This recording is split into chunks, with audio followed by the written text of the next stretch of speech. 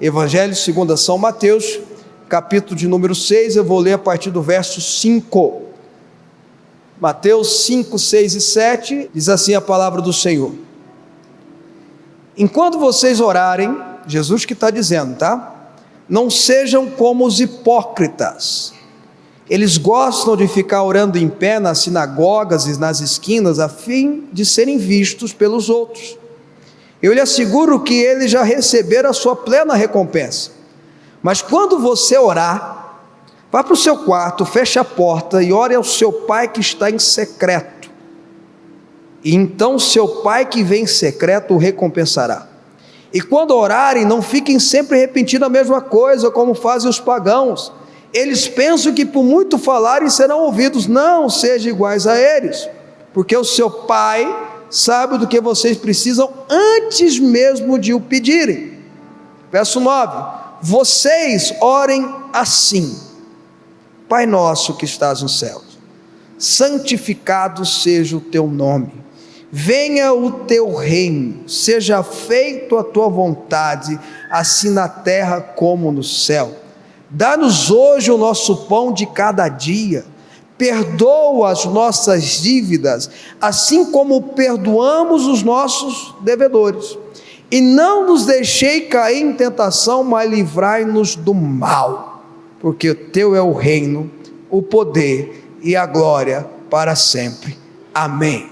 Diga comigo, glória a Deus, pela palavra de Deus. Graças a Deus. Um dos grandes ativos do cristão, um dos grandes ativos do crente em Deus, o crente em Jesus, é a oração. O nosso relacionamento com Deus baseia-se, o maior instrumento que se baseia, o maior objeto que se baseia o nosso relacionamento com Deus, sem dúvida nenhuma, é a oração. A forma, a fala, a colocação, a expressão, tudo isso diante do Senhor. E Jesus diz aqui no verso 6, ele dá a entender que é algo muito íntimo, muito pessoal, algo você com Deus, um lugar secreto, uma conversa sua, uma conversa íntima, até porque provavelmente as orações mais importantes e mais profundas que você fez até hoje, foram feitas quando você estava sozinho com Deus, naquela oração da alma, aquela oração do coração. E a gente precisa aprender como orar, porque o apóstolo Tiago, que escreve tanto sobre a oração na sua carta, diz lá que muito pode com eficácia a oração do justo, graças a Deus por isso. Também diz que a gente pede em oração e não recebe, porque a gente pede mal, para dar ou para aproveitar para os nossos próprios desejos ou deleites. Portanto, o apóstolo Tiago, que ensinou sobre a oração na Bíblia, ele ensina que há orações que não são respondidas, que existem orações que não agradam a Deus, que existem orações que não deveriam ser feitas. E há orações, o apóstolo Tiago diz, que com muita eficácia, aliás, traz resultado com muita eficácia, porque são orações que devem ser feitas. Vocês estão entendendo ou não? Uma das coisas que eu aprendi sobre e estudar na vida de Jesus, é que toda vez que Jesus fez algo, registrado nos evangelhos, que ele não precisava fazer, ele fez exatamente para que a gente aprendesse a seguisse o exemplo dele. Vou dar um exemplo para você. Ele se batizou nas águas. Jesus precisava, pela lógica, se batizar nas águas? O reino é dele, ele não tinha pecado, o batismo é uma declaração pública que ele é o nosso Senhor, nosso Salvador. Mas quando ele vai ser batizado, João Batista olha para ele e fala assim: não, eu que preciso ser batizado por você, e você vem a mim. E Jesus fala: é para se cumprir, é para que todo mundo saiba qual é o caminho que deve ser feito, enfim. Portanto, toda vez que Jesus ora, toda vez que a Bíblia registra que ele ora, e os evangelhos mostram várias vezes que Jesus se afasta da multidão, se afasta daquilo que está acontecendo para ter um momento de secreto com o Pai. Ele não tinha o porquê de fazer, ele não tinha necessidade disso, ele era Deus encarnado, ele era Emanuel, mas ele o fez para que eu e você, como discípulos deles, viéssemos a aprender o exemplo dele. Irmãos, se você, se eu soubéssemos o poder que há na oração, a gente não parava de orar um minuto sequer. Aliás, esse é o objetivo de Deus, Ele quer que você ore a todo tempo. Quando a gente pega essa mesma oração descrita em Lucas capítulo 11, ali é descrito de uma forma diferente, aqui é colocado, Mateus coloca dentro do Sermão da Montanha, Lucas já fala que os discípulos de Jesus procuraram Jesus e perguntaram: Senhor, nos ensina a orar. E Jesus começa a dar as mesmas instruções, ou quase as mesmas instruções que estão descritas aqui em Mateus.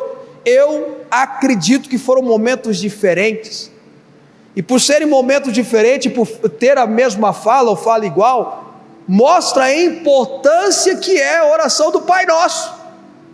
Eu vou até além. Aqui não é apenas, não é mesmo, uma reza para ser repetida, não é apenas frases para nós decorarmos. Eu vou além, eu vou mais profundo.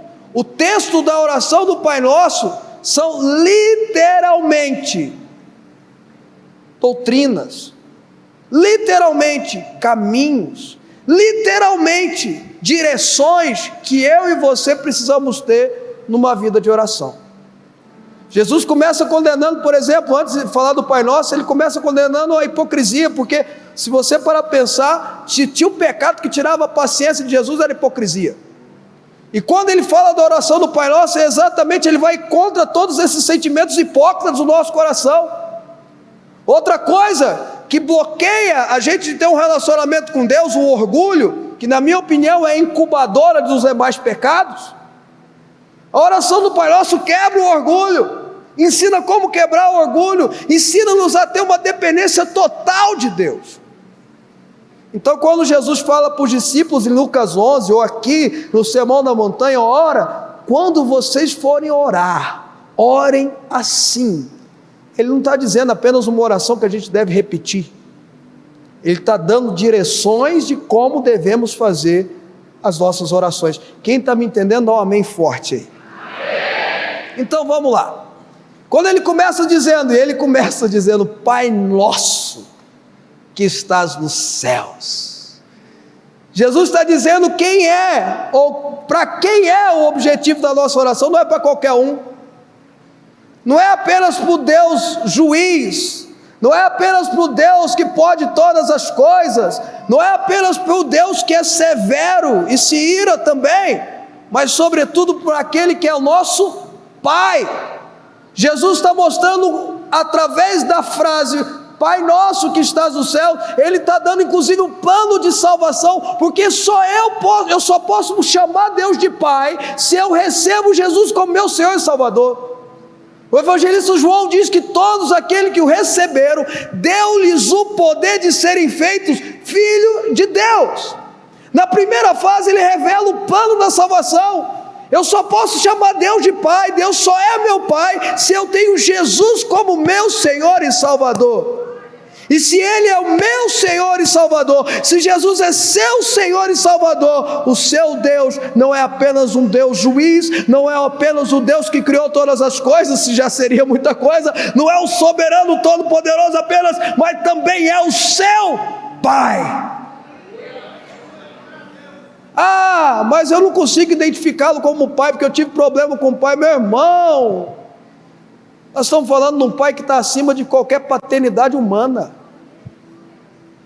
Pai Nosso que estás nos céus, Pai Nosso que está acima de todas as coisas, Pai Nosso que está acima de todos os problemas, Pai Nosso que está acima de todos os principados e potestades e dominadores deste mundo tenebroso ou que age na região da maldade, Pai Nosso que está acima de todos os regimes ou poderes naturais, Pai Nosso que estás nos céus, é essa a declaração, Pai Nosso que está acima de todas as coisas.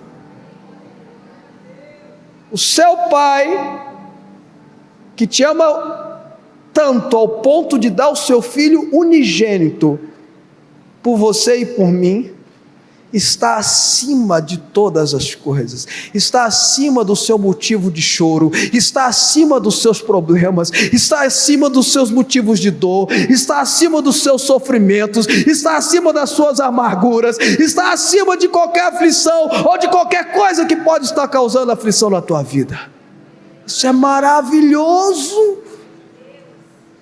Mas ele entra ensinando como é que eu tenho que me referir a ele. Santificado seja o teu nome, santificado, adorado, exaltado, engrandecido. Meu irmão, o caminho primeiro de se falar a Deus é de adoração a Ele. E a gente aparece diante do Senhor nas nossas orações com a lista de pedidos, né? É ou não é, irmãos?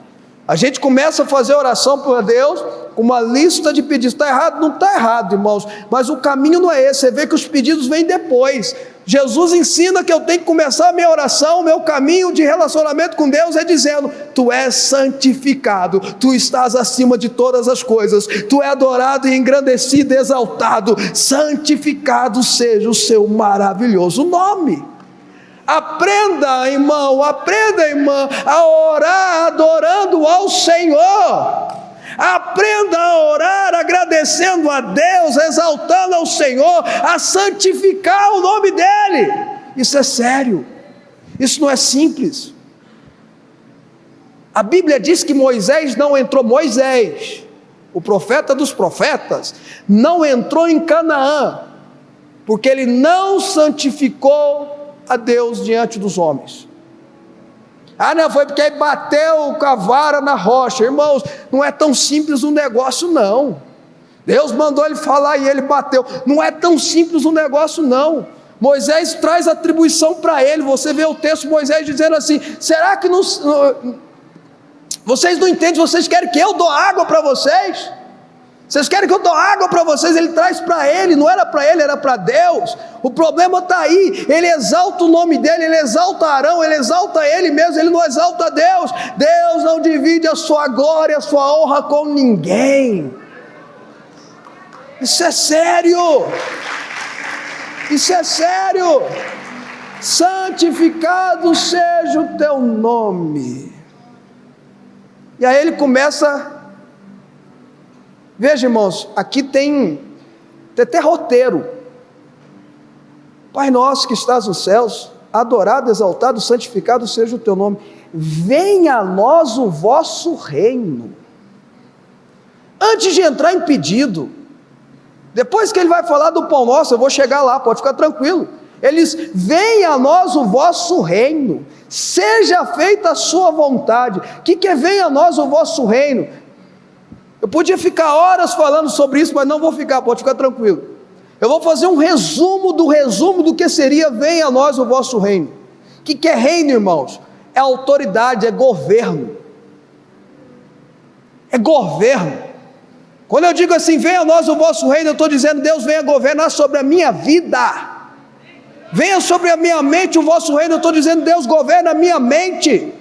Quando eu digo venha Deus o vosso reino sobre as minhas emoções, eu estou dizendo: Deus governa as minhas emoções.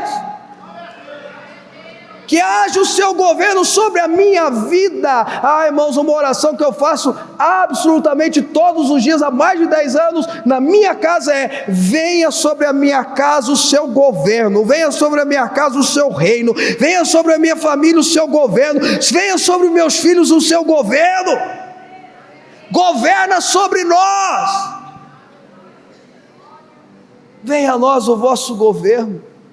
Seja feita. Aí, irmãos, não é apenas declaração de soberania, também é declaração de confiança. Não é apenas uma declaração de soberania, também é uma declaração de dependência. Seja feita a sua vontade, assim na terra como é no céu. Eu não estou apenas declarando a soberania de Deus, porque Ele é soberano, Ele está no controle de todas as coisas, nada foge da sua permissibilidade, mas eu estou dizendo também: eu confio nas suas escolhas, meu Deus. Eu confio nas suas escolhas para a minha vida, Senhor. Eu não entendo, eu não compreendo às vezes, eu sofro, eu choro, eu sou humano, eu sou pequeno, eu tenho a cabeça limitada, mas o Senhor que está acima de todas as coisas, que tem pensamentos mais altos do que o meu, que conhece muito mais além do que eu posso imaginar, eu confio nas suas escolhas para mim.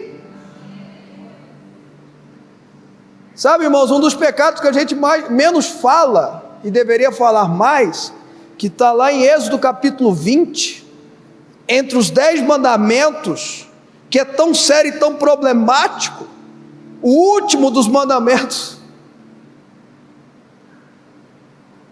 não cobiçar. Pecado de não cobiçar.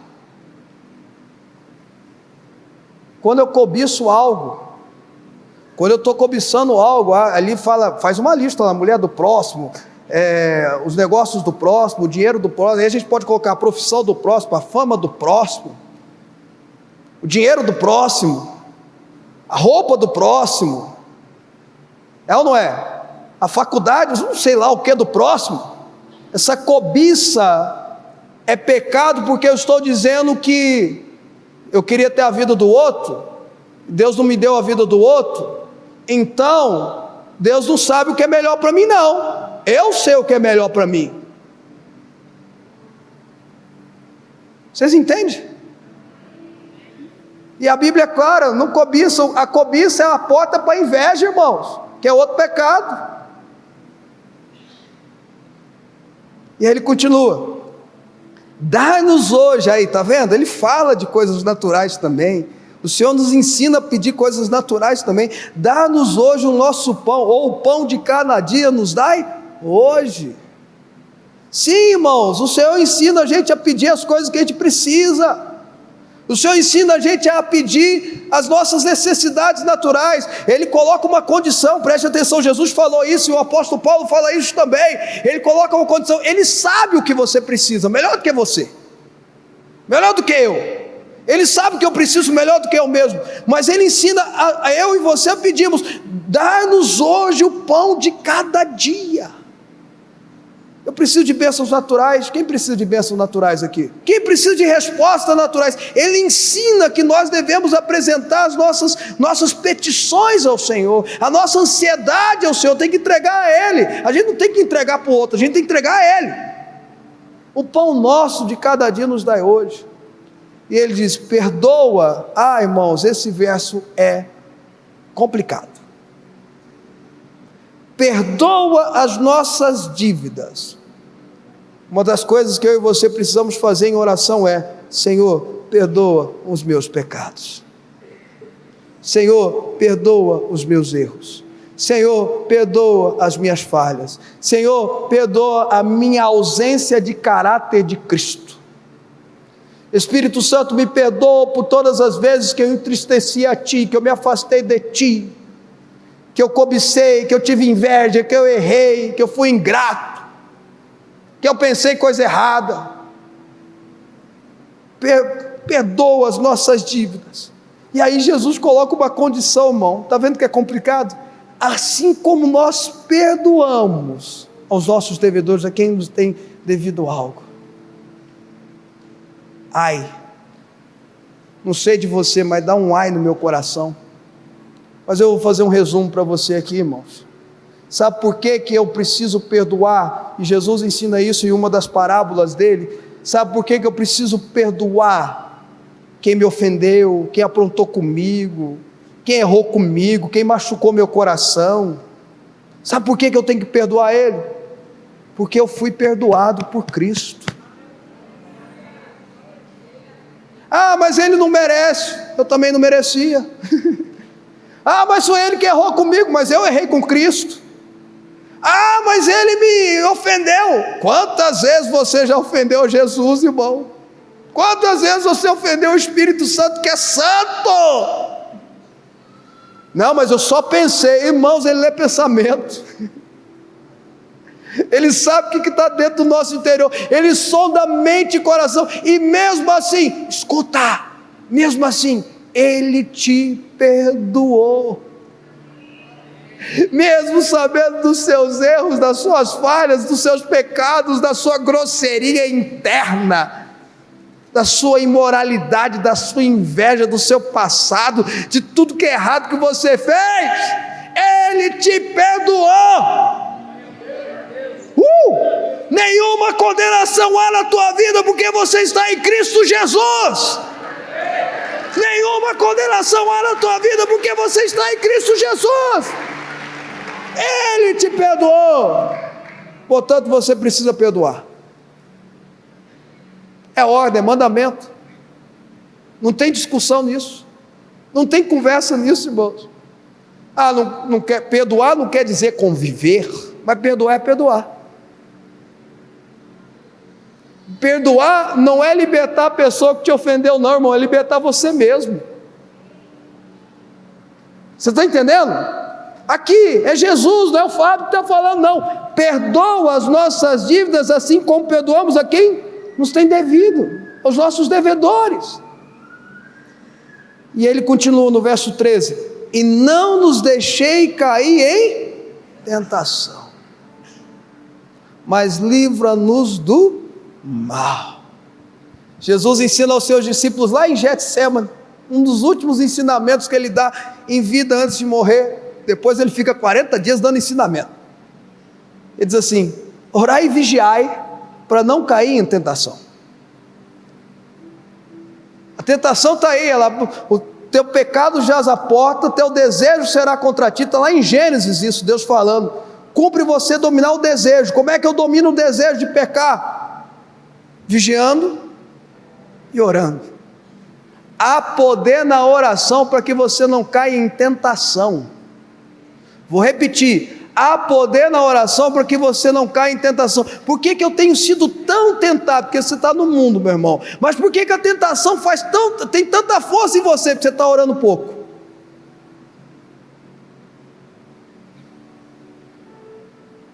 Leonardo de Ravenhill diz que a gente cai quando a gente parou de orar. Não é quando a gente escorrega, não, quando o pecado acontece. Ele fala assim, ele que escreveu um livro sobre avivamento, que para mim é um dos mais importantes livros de avivamento da história, porque tarda o avivamento. Ele diz assim, que você caiu quando você parou de orar. Quer identificar quando você caiu? Quando você parou de orar. Jesus está dizendo: ore para você não cair em tentação. Senhor, não nos deixe cair em tentação. E ele usa uma expressão aqui no verso 13, que ele ora pelos discípulos dele várias vezes: mas livra-nos do mal. Jesus orou pelos discípulos de João: livra-os do mal. Não os pesques, tires do mundo. Eles têm que viver ainda a vida deles, mas livra eles do mal. É na oração que a gente declara que o mal não tem poder sobre nossas vidas. É na oração que nós declaramos a proteção de Jesus contra o mal. É na oração que nós profetizamos sobre nós e sobre os nossos entes queridos a proteção do Senhor, o livramento do mal. Irmãos, se você não tem costume de orar, pega a oração do Pai Nosso amanhã de manhã e começa a declarar: Senhor, livra o meu filho do mal, livra minha filha do mal, livra minha família do mal, me livra do mal. O mal está aí, o mundo jaz do maligno, o mundo está dominado pelo mal. Você só vai ser livre do mal se você tiver o seu coração em oração voltado a Jesus. Quem te livra do mal é Jesus. Quem te livra do mal é Jesus. Quem te livra do mal é Jesus. Quem te livra do mal é Jesus. Quem te livra do mal é Jesus. Quem te livra do mal é Jesus. Você precisa estar em oração com Jesus. E aí, para terminar e terminando, essa frase, né, que até hoje ela é tema de discussões aí teológicas, se deveria estar aí ou se não está, se está no original, se não está. Tem gente que fala que foi escrito logo depois que Mateus escreveu, e aí os católicos oram de um jeito, os evangélicos, os protestantes oram do outro, ou melhor, acrescentam essa frase. falo ela porque ela é poderosa. Eu falo ela porque ela é uma oração extraordinária para a sua vida. Eu falo ela porque ela é uma oração extraordinária para a igreja. Talvez por isso que os reformadores mantiveram, aqueles que copiaram a Bíblia mantiveram essa frase. Porque o teu é o reino, o poder e a glória para sempre e sempre. Porque teu é o governo, porque teu é o poder, a ação poderosa, miraculosa vem de ti. Porque tu e só tu é a glória e a honra para todos sempre. Jesus começa exaltando Deus e termina exaltando Deus. Jesus começa exaltando Deus e termina exaltando Deus. Porque, por dois motivos, irmãos. Porque qualquer coisa que você venha pedir, é necessário que seja para a glória dEle. E é necessário que você entenda que é pela graça dEle. Ele começa exaltando Deus, ele termina exaltando Deus. Para que eu e você entendamos que tem que ser o nosso pedido, a nossa oração tem que ser para a glória dEle, e eu preciso entender que é pela graça dEle, porque teu é o reino, o poder e a glória para sempre, amém. Eu vou ser curado, porque é para o reino e para a glória, e para a honra, e para o poder de Deus. Eu vou ser liberto, é porque é para a glória de Deus. Eu vou ser próspero, é porque é para a glória de Deus. Eu vou ser livre, é porque é para a glória de Deus. A minha família vai servir a Jesus, é porque é para a glória de Deus.